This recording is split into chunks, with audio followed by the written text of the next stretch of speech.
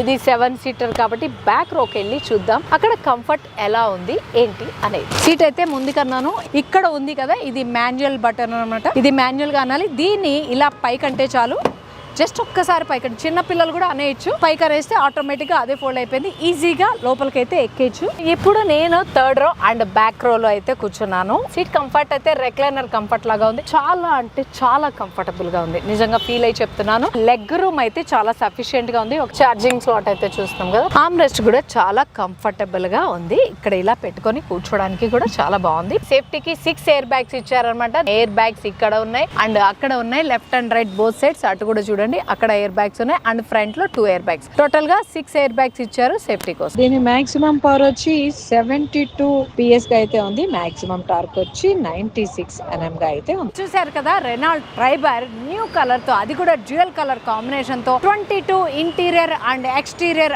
Upgrade తో అయితే చాలా అంటే చాలా అట్రాక్ట్ చేస్తోంది.